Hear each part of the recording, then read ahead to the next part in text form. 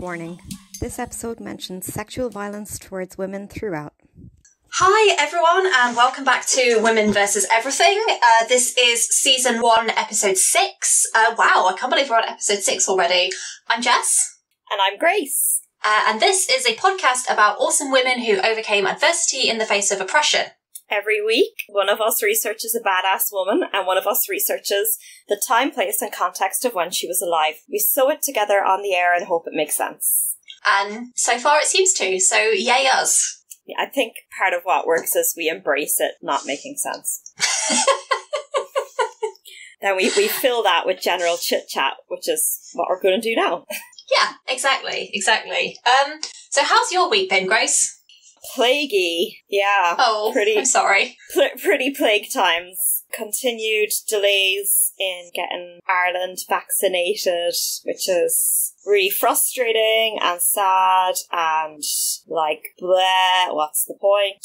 And yeah, it's St. Patrick's Day, which is, yeah, a national holiday in Ireland, a pretty big social gathering, partying day, and instead, the only people who are kind of breaching that are obviously really inconsiderate people.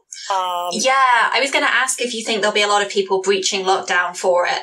I imagine there will. There's been a lot of problems with, like, house parties and stuff still happening with young people here. Oh, that's so frustrating. With, like, the 18 to 25 age group. And we've also had a few anti-lockdown protests recently. And, yeah, like one in Dublin, which got actually quite violent, and a few police were injured. And one in Cork, which was more peaceful, but, you know, still terrible. And I went to a park in the city centre the other day, and, you know, in the parks now they have all the signs, like, remember to social distance and all of this.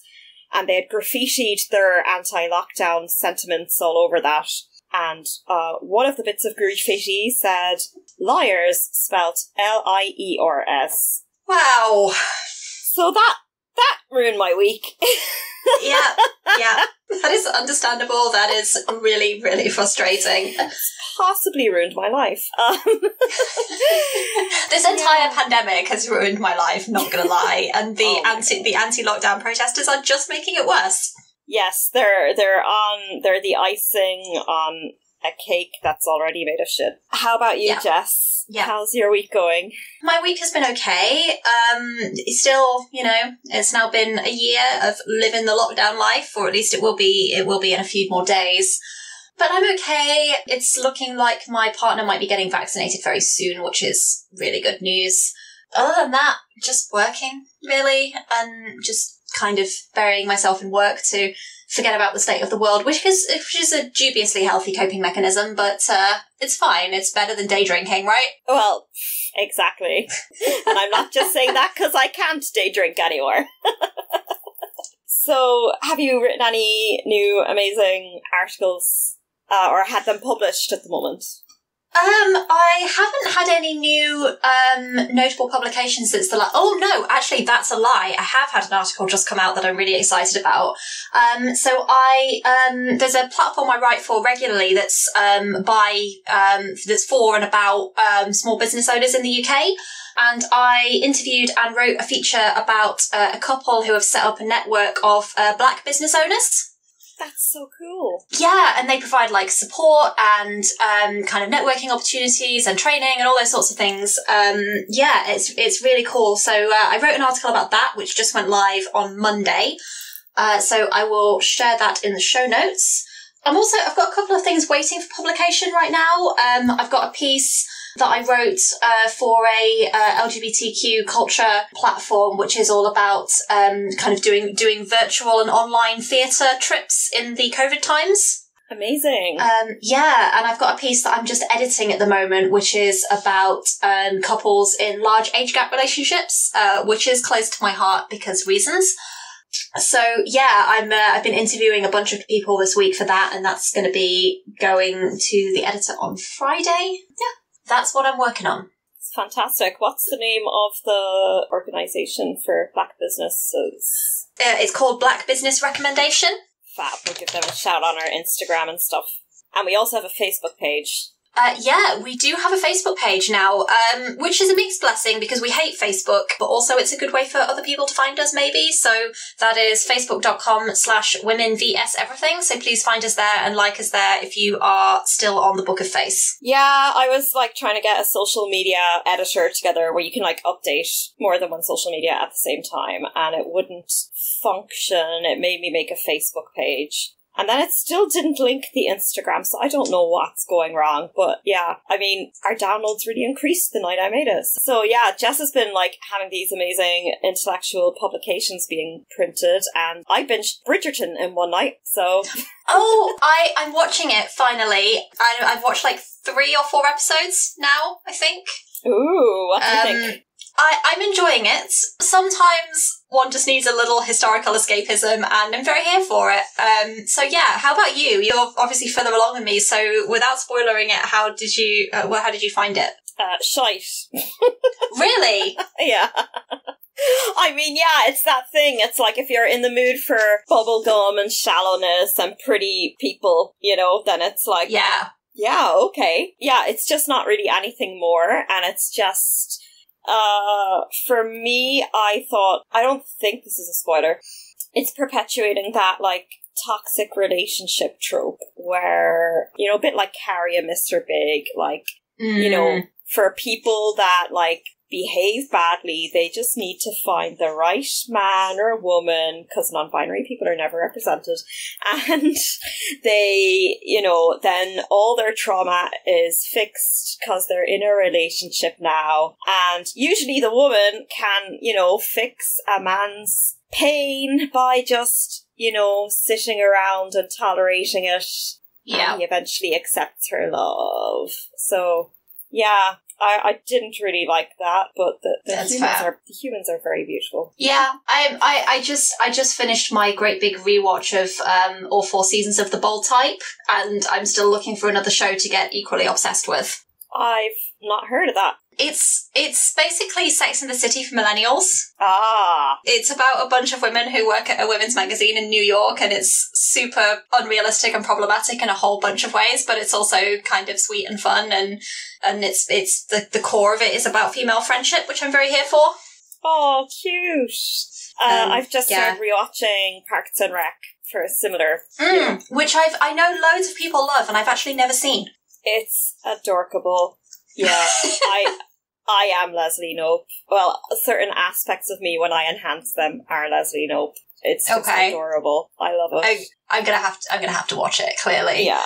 It's some of the bits though, because Aziz Ansari is like a really sleazy character in it, and that's aged so badly given the stuff that he did that was, you know, outed during Me Too. Absolutely. Yeah, I mean, I'm a bit flat this week, and I think that's understandable with all the horrendous stuff that's happened around Sarah Everard. Yeah, gosh, I guess we should talk about that for a minute. Yeah, it has not been a fun week to be a woman or a survivor. No.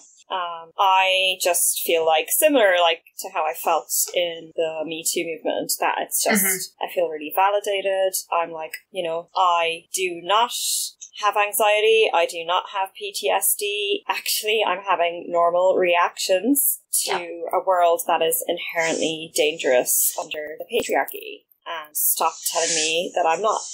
Right, and that's what's been so infuriating. I mean, a lot of things have been infuriating about this whole thing, but that's one of the things that has been the most maddening to me, is people saying that we're not actually at risk and we're not actually in danger as women, and it's like they're saying that it's really rare. It's like, okay, someone being kidnapped and killed is relatively rare, but sexual harassment, street harassment, catcalling, sexual violence, people, you know, women being followed, it's not rare. It's like practically all of us have experienced it at some point. And yeah, and while this one of where, you know, it's a stranger attacker is rare as well, what we should be getting more upset about is the cases where they're known to the person who's attacked, are not rare. So, I mean, it's just horrendous. And there's fantastic resources out there. Women's Aid, your local rape crisis centres will have helplines. Do reach out if you're struggling at the moment. And it is very normal. Your mental health will be taking a knock this week, given all that shit. It's very hard to avoid it at the moment with social media and the news, you know, and, you know, because everyone's kind of hypervigilant to all those things anyway because of the pandemic. Mm-hmm. So try to be, we'll link to some resources on our social media, but try to be gentle with yourselves if you can. I know it's really hard. On a personal level, I've been kind of, for the last week or so, I've been kind of battling between, as a woman, this is deeply, deeply upsetting and I don't want to engage with this constantly and I want to just step away from it and have a bit of a break from it. But then it's like, as a journalist, it's my literal job to stay on top of what's going on so that I can, you know, connect stories to news events and things. So it's like stepping back completely and ditching social media for a week is like not really an option. I mean, it is, but it just means I won't make any money that week, which is also problematic. Yeah, it's like, I really want to write about it, but I'm probably going to leave it a month or so because it's really weird. But just the day before this happened, Sarah Everard, I was just having this argument with my mom. Well, not an argument. She was talking at me and I was ignoring her. And, you know, because we have this amazing local woods by where I live, and it's got bits of it that are parks and people play football and stuff, and the local games happen there, and then it's got bits of it that are woods, and it's an absolute blessing, and it's where, you know, it's where my primary school would have gone to do our sports days and stuff like that. It's a huge part of the community. And in the early noughties, sadly, there was a woman who was being stalked by her young neighbour, raped and murdered in that area, walking her dog. You know, it's her local, it's where everyone goes to walk their dog. So it's then like all my life suddenly we're having these conversations about how I cannot go there on my own anymore. Yeah.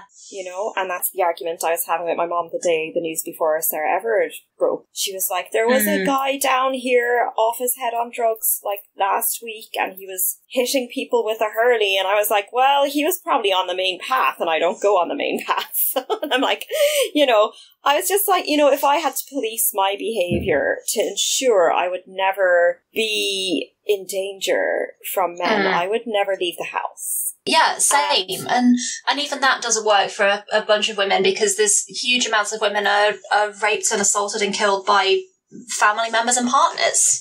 Exactly. So it then it's becomes, like, there's literally nothing we can do that keeps us safe enough. Yeah, and I don't hear people being like, you know, as for the company this, you know, Sarah Everard's murderer worked for, there'd been a record of this escalation. He'd gotten something about indecent exposure like 3 months before. Yes, I remember seeing that in the news, and it's like, this didn't come out of nowhere. There were warning signs. Yeah, so if you run a company that your employees are upstanding members in the community, trusted members of the community, and you hear a whiff of this shit, you gotta fire those men. Yeah. Because otherwise you are enabling them and giving them the means to escalate and cause women's and destroy women's lives, basically. You know, it really reminded me of that the Margaret Prescott episode where you know, he was a bin man. Yeah, it's really scary and it's really upsetting. Lock men in their houses after 9 p.m. so we can go for jogs wherever we want. So that has been this week. I hope that everyone is taking care of themselves as best they can right now. I appeared on a podcast called Queer Tales Podcast this week. Amazing. Tell us more about that. Yeah. It was really lovely. Luke Gallagher is the name of the lovely person who interviewed me. And the weirdest thing, Jess, like, I just saw it on Instagram, this Queer Tales podcast saying, hey, looking for people to interview. And I was like, yeah, go on. And, you know, it's Instagram, so it's like, I'm like, oh, this is probably someone in America or something, you know? And he's from like 15 minutes from my house. No way, that's amazing. Yeah, hilarious. So what are the odds? I know. So we're chatting about maybe getting an Irish queer podcast network together. If anyone out there is Irish and queer and has a podcast or wants to start one, or knows anything about podcast networks, because we don't, then why don't you reach out to us?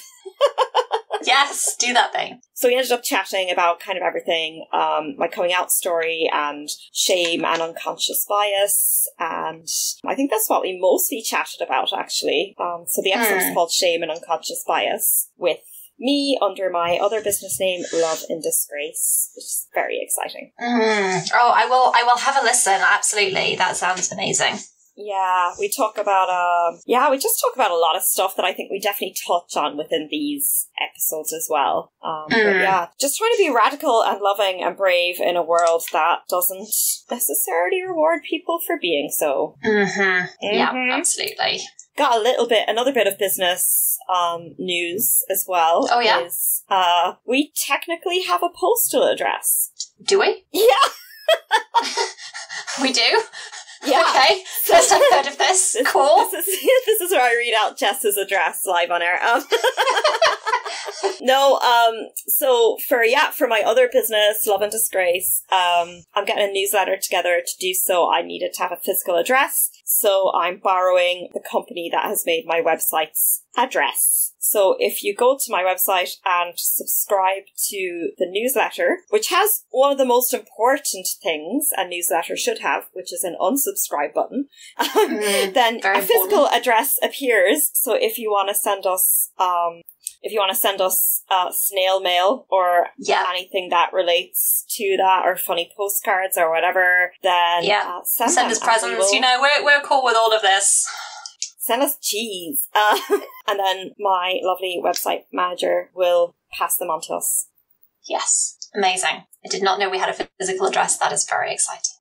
Yeah. And we also, we're available on a few more platforms. We're on Podbean, obviously, and we've been on Spotify for a while. Now we're also on Google Podcasts, Amazon Music /Audible, TuneIn and Alexa, so you can listen to us on that. And we're also, I'm just trying to finish up the last step of getting on Pandora, which is like apparently a really cool alternative listening thingy. And yeah, we've had a request on our Instagram to get on Stitcher, so I'm going to work on that in the next week or two. We are also on all of the social medias. We are WV Everything Pod on Twitter. And Women vs Everything on Instagram and Facebook page. And we have a Patreon. We do. And we actually have members. We have people giving us money, which is amazing. So, hello, lovely patrons. We love you. We are at patreon.com/women vs everything. Lovely. And we have a Gmail account, which is womenvseverything@gmail.com. Yes. I'm sensing a pattern here. Yes. In these handles. It's called branding.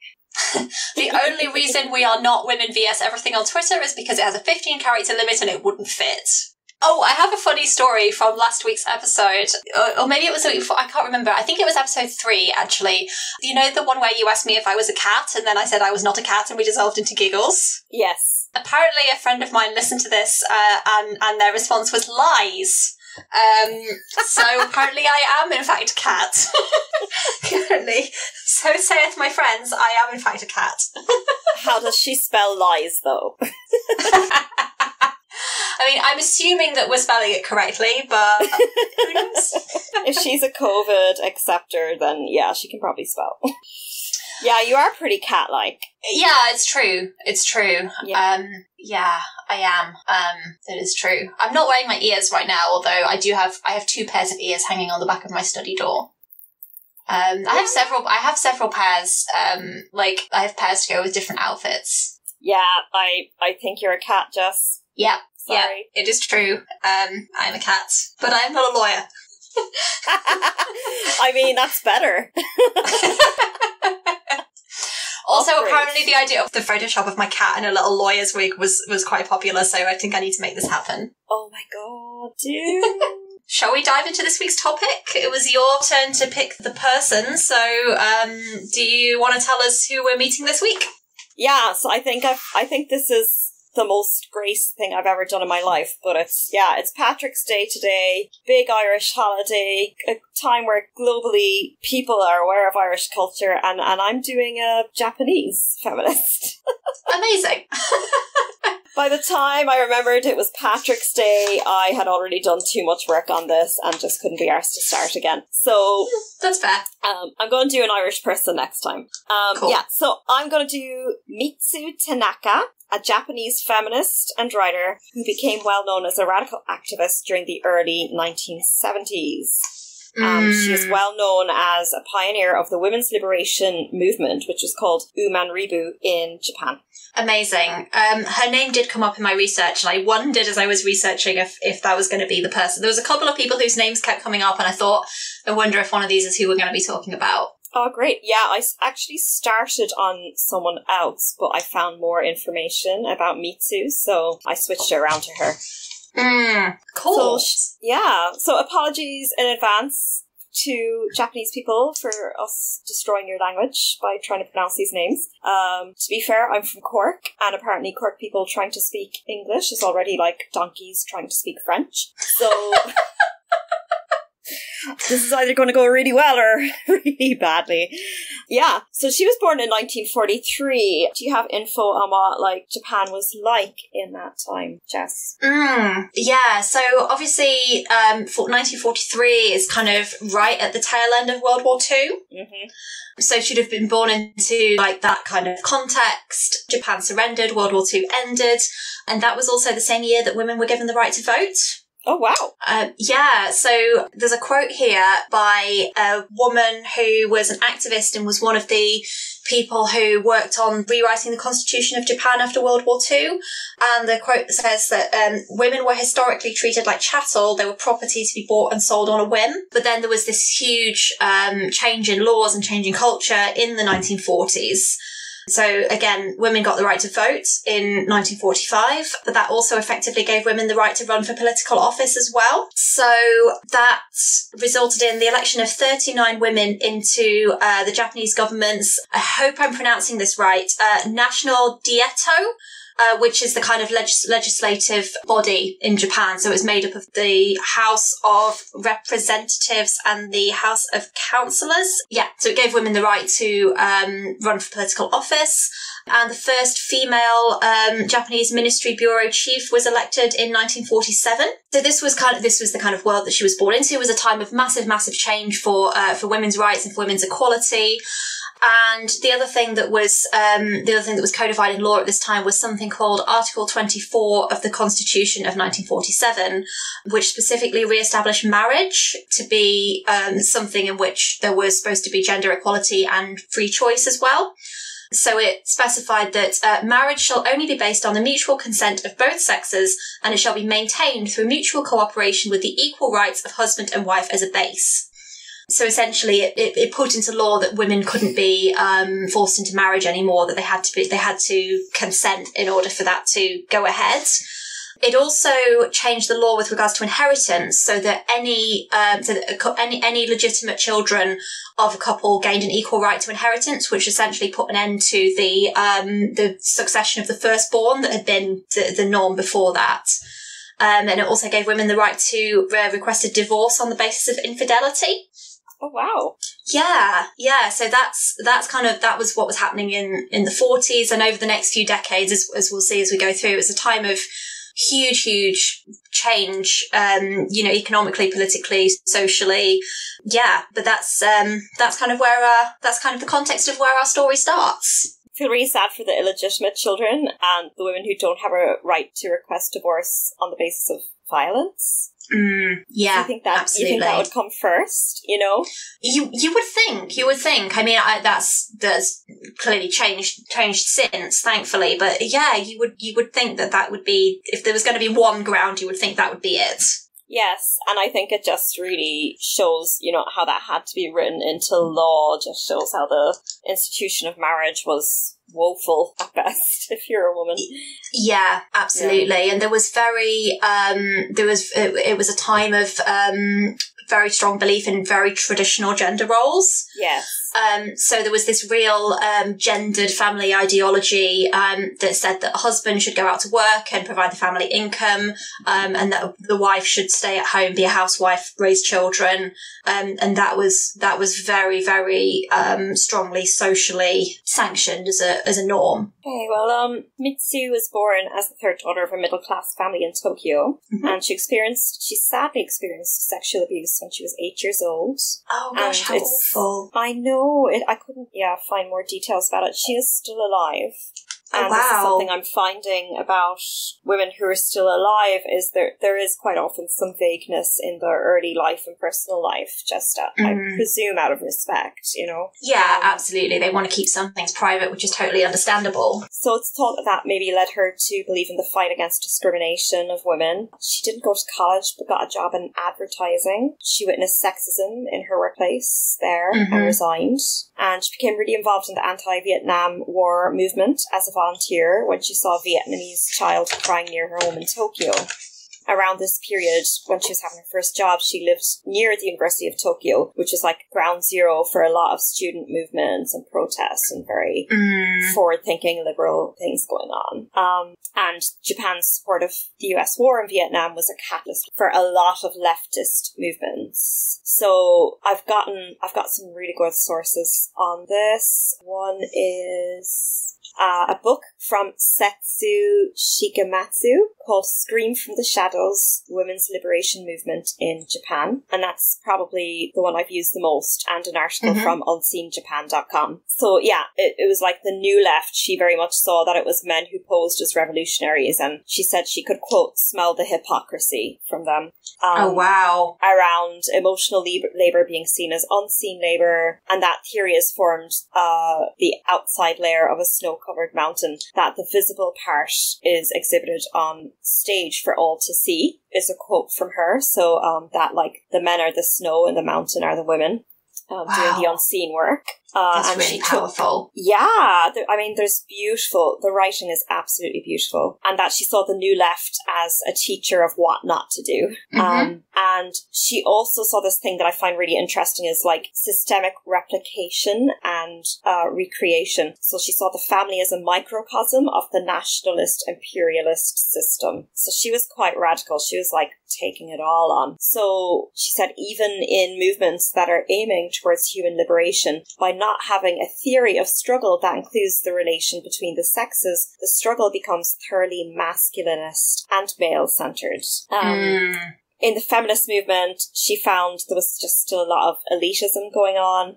So she would often use her socioeconomic background to critique the elitism, because the majority of women surrounding her actually had college educations and she didn't. So we're talking kind of about the 70s here, really.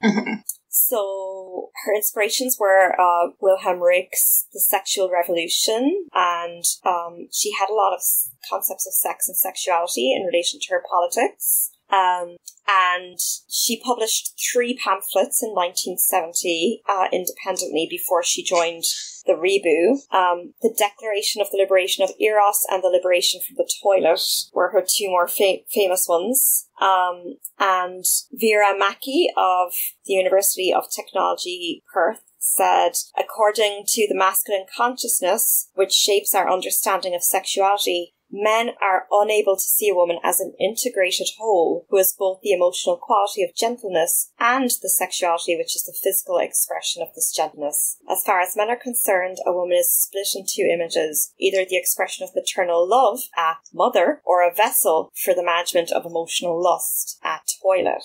Oh, wow, yeah. That is intense. I mean, I guess at its core, that's a description of the Madonna whore complex. Absolutely, yeah. But wow, that phrasing is, a lot.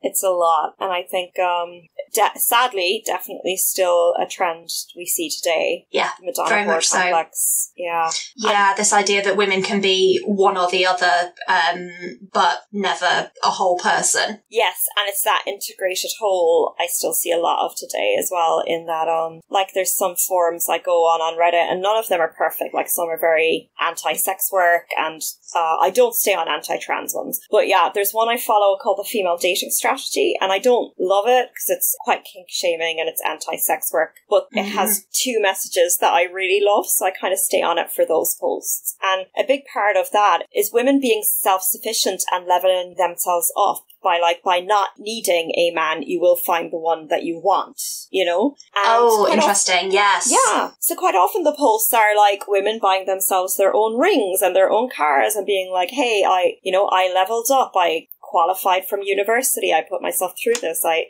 have a job that will keep me stable forever, and it's, you know, own your own home. It's quite about that, you know? And the vitriol... I love that. It's very empowering. Yeah, and the vitriol that is underneath just an image of a woman having bought herself a diamond ring from men is disgusting, you know? Oh, I can imagine, unfortunately. So it's this, that there's a threat to the current system by a woman having everything she needs, you know, and wants, you know, because I think it's still quite classist and capitalistic, you know, to have that attitude. But yeah, it's still better than patriarchy. Sex work was a key concept for not only women's liberation, but for human liberation. So women's sex was a target of repression, but it also held a key to emancipation as a potentially liberating and violent force. Therefore, hiding within women's sexuality was essentially anarchistic tendencies. And I think that's why I quite liked some of these messages. It's just like sex was seen as part of life. Yeah. And women's identities, you know. Part of her discourse focused on the intersection of women and violence. So sadly, I don't know if it came up in your research around then, but I think the pill certainly wasn't legalized in Japan at that point. And yes, abortion... I've actually got a bit in my research that I've highlighted that says that the birth control pill was legalized in 1999. That's like 22 years ago. That's so recent. Abortion is legal under some restrictions and seems to have been legal since at least the 1970s. The number's been declining, but there's still about 200,000 performed per year, around 10% of which are teenagers. Yeah, so this time in the 70s, well, I think what we're seeing come up again and again in these stories is that when the contraceptive pill isn't legal, abortion becomes the main method of birth control, even though that is also illegal. Right.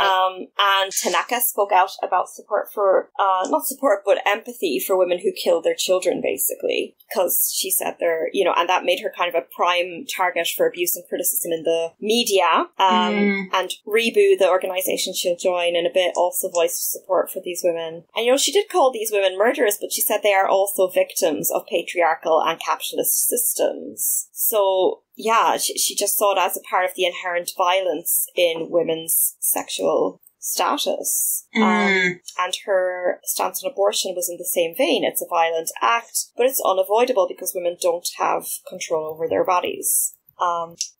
So she thought reassessing women's sexuality could be subversive to social culture and the key to revolution because women's role in reproducing the system meant they could either maintain or radically transform it. So although sex was very central, they saw it as like part of the totality, that it's part of a system.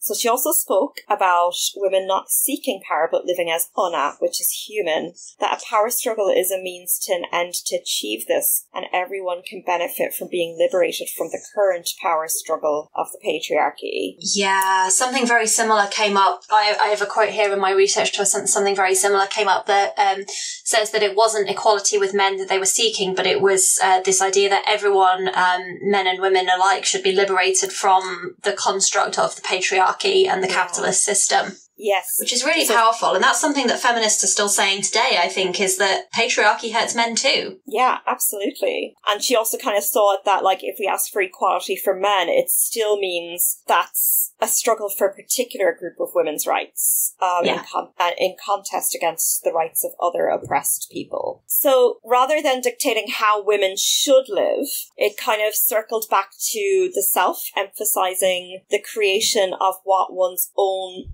personal practice of liberation and the open-endedness of what women could become in the future. That's really powerful. She wrote a manifesto called Why Sexual Liberation, which borrowed heavily from the Marxist Communist Manifesto, Replacing Class with Sex. And she said that, you know, what we would now call gender, the gender of being assigned female, was socially constructed category that functioned as a class. So she'd done all that before she joined the uuman ribu movement. Wow, that is amazing. She started attending their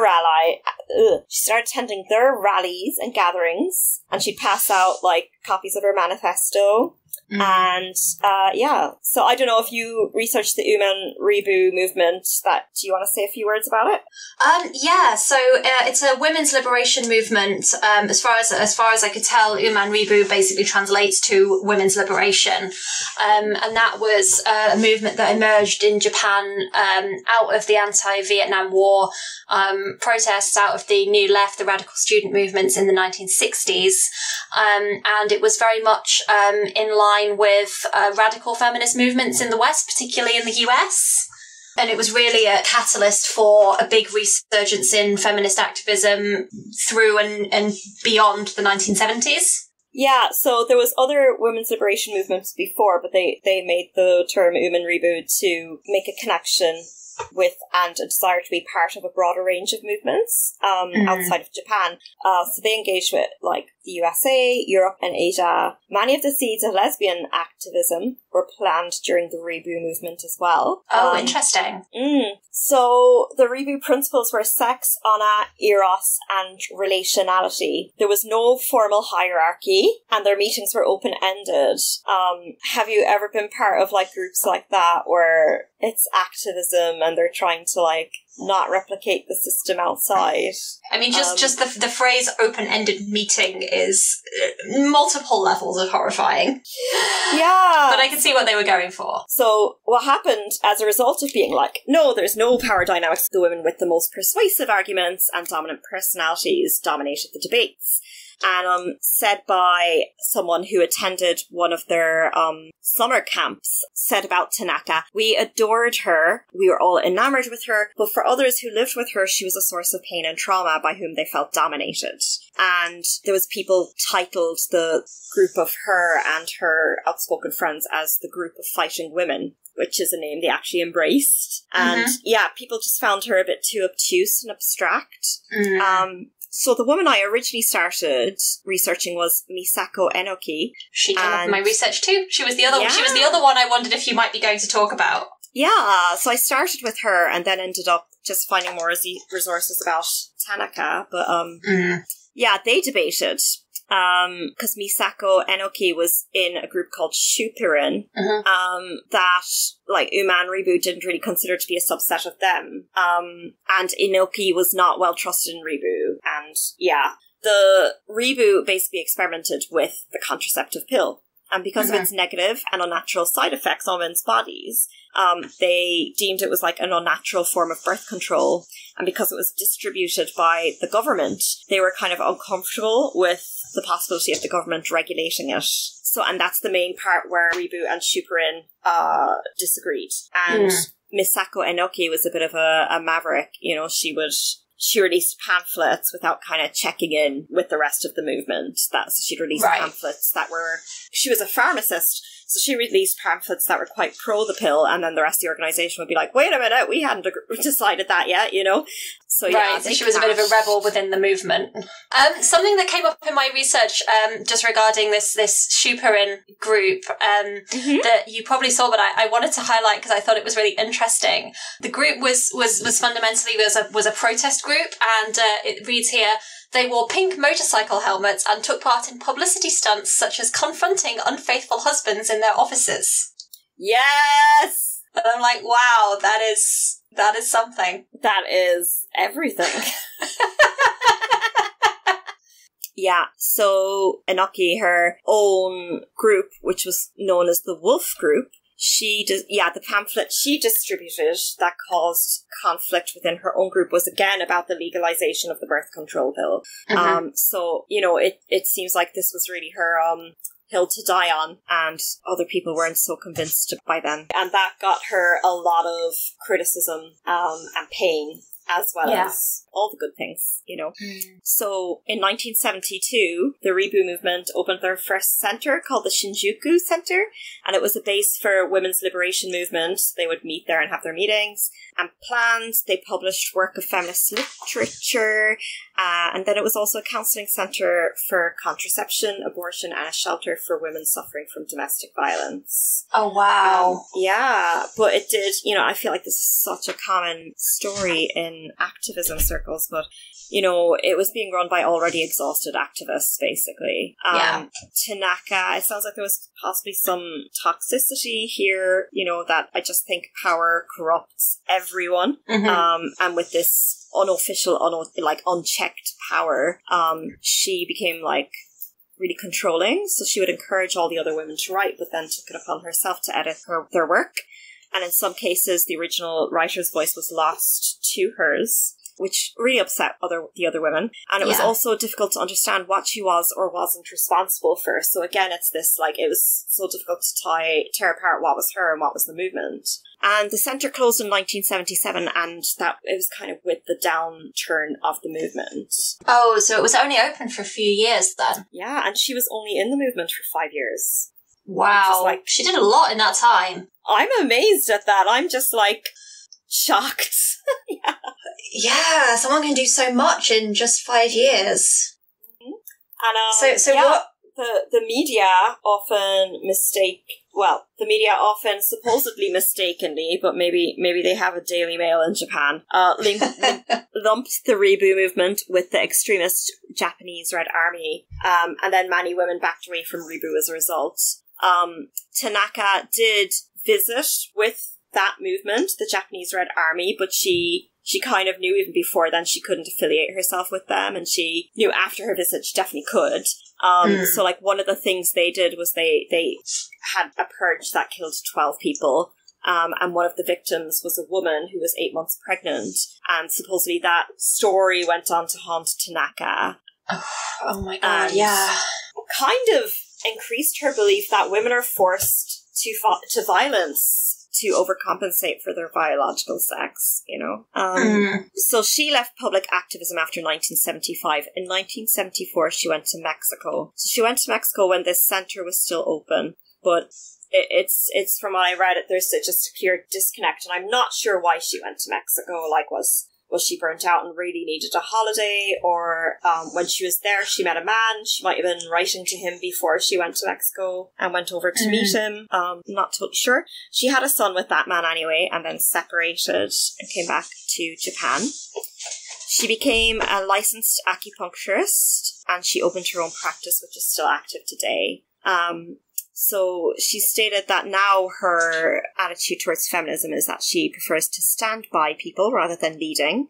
And she's expressed that her view of earlier feminism attracted followers because it enabled them to express themselves. And women of her generation were not taken seriously with men. So, yeah, this is a criticism of hers. Because women of her generation were not taken seriously by men, they turned to dealing with men on men's terms, adopting a masculine academic approach and using jargon, which drove many women away from the movement.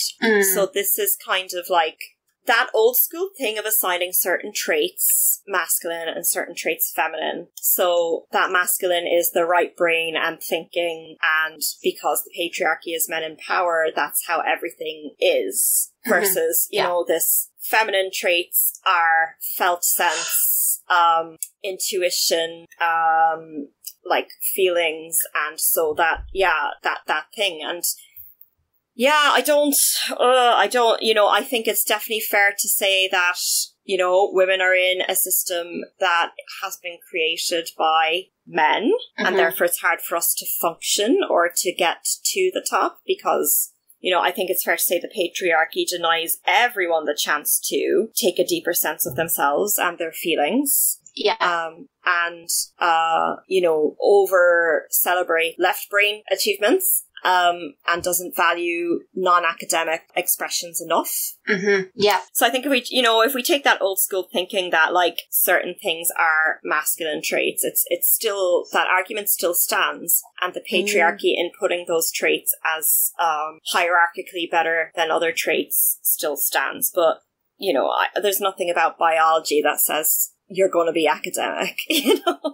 Yeah, it's completely culturally imposed, and yet in some ways it still has a very powerful hold on people. And that what you were saying a minute ago as well about that kind of intellectualizing of the movement and making it this kind of very academic thing, and that pushing people away.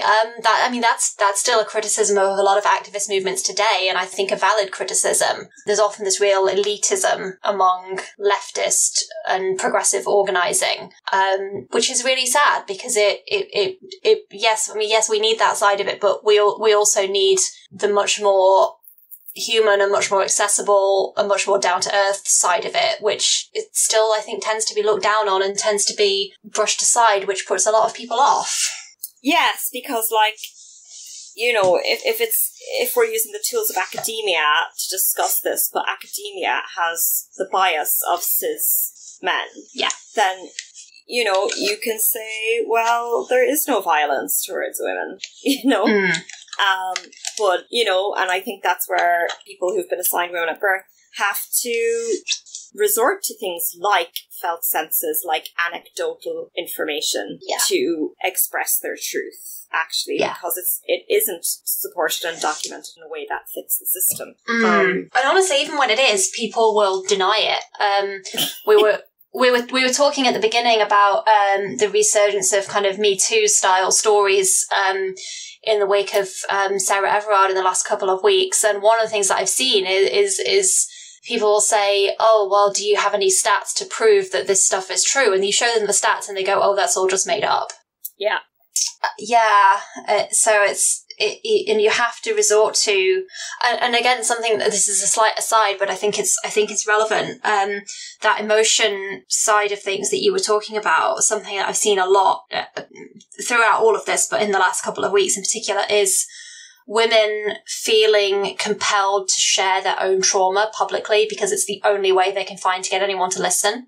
Yeah. Which is really sad, because we shouldn't have to publicize our trauma unless we want to, unless we actually get some benefit out of that, which some people do, and that's great, but it shouldn't be the only way that we can get people to believe that this stuff is real. Exactly. And it's, you know, it relates to so many things like women's mental health, that it's just like, okay, like, you're insane for imagining danger is around every corner, and then you say, well, no, actually, because, you know, I was abused, or I am a survivor of sexual assault, and, you know, that is why these situations are so frightening for me, and then it's like, no, you're just crazy anyway, and it's like, what? So even when you try and take ownership of hypervigilance or something, in the context of it's still as a result of a problem of this society, it's just still brushed off, you know?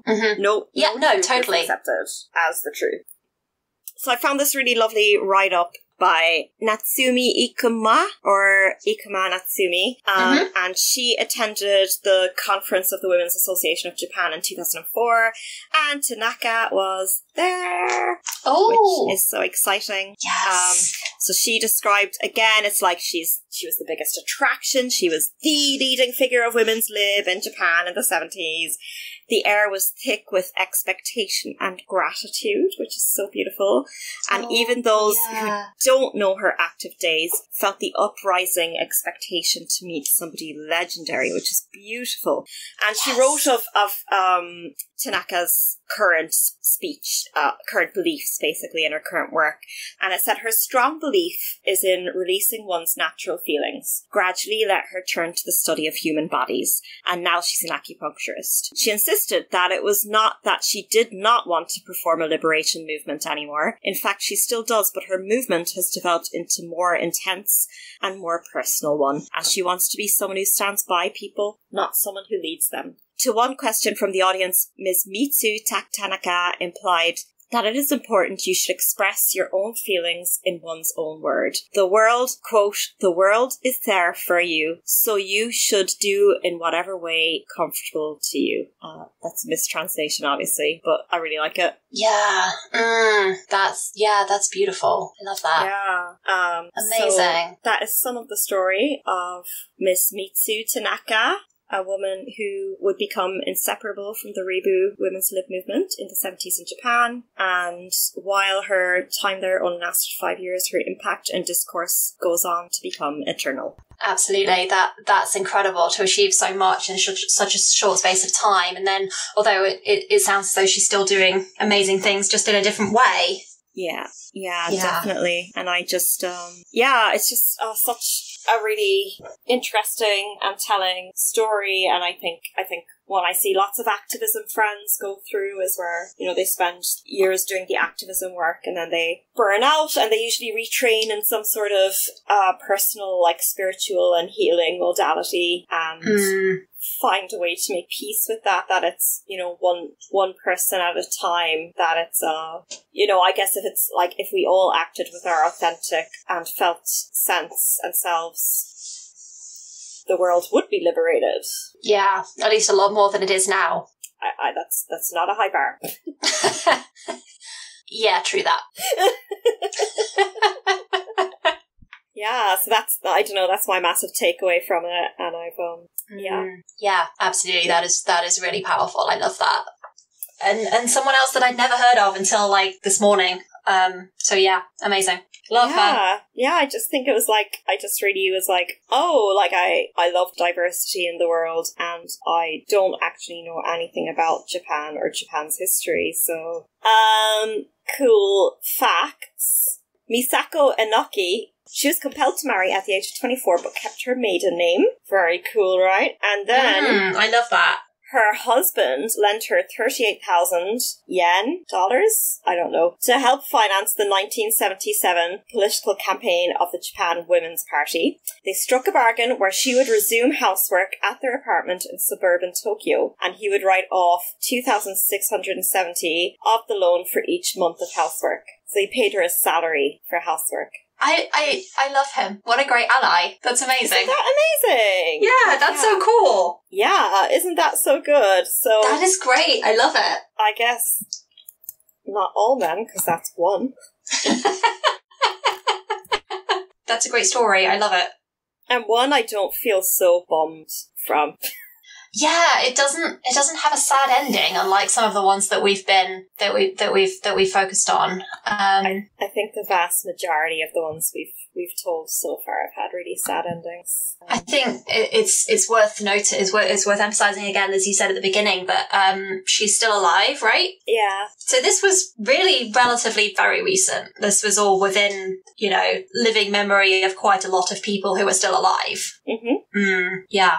Yeah, please message us if you're Japanese and you want to add anything to the story, if you think there's something that you missed out, if there's something you got wrong. Yeah, please let us know and we'll correct it and aim to do better next time, because we'll definitely be revisiting this country at some point in another story. Yes, absolutely. It's really important to us that we keep the stories in this podcast really diverse, and that we, don't just focus on our own countries and our own cultures. So yes, please get in touch. And if there's any other like awesome women from your culture that we should know about, please tell us who they are and we will maybe cover them on a future episode.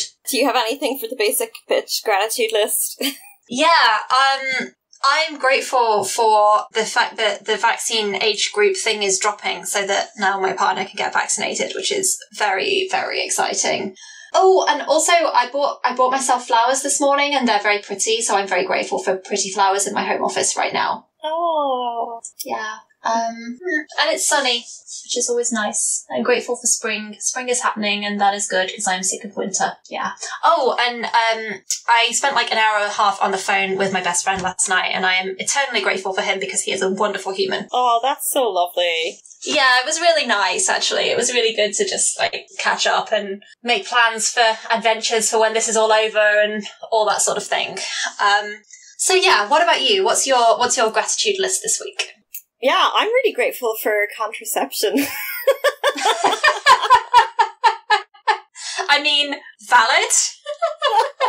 And same though. Yeah, I just, listening to all these stories and it's so sad, and yeah, I'm just, to the cock owners listening, please put on a condom and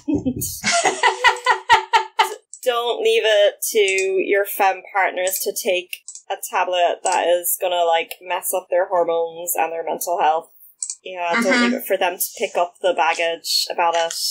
Yeah, very important. And I am also grateful for the fact that those hormonal birth controls work for some of us, because what a horrendous situation to be in, where you have to risk your life to, where being pregnant unexpectedly means risking your life either way, that you're not going to have enough resources or food when an unexpected pregnancy, or that you might die giving birth, or that you might die on the illegal abortion table. It's horrible.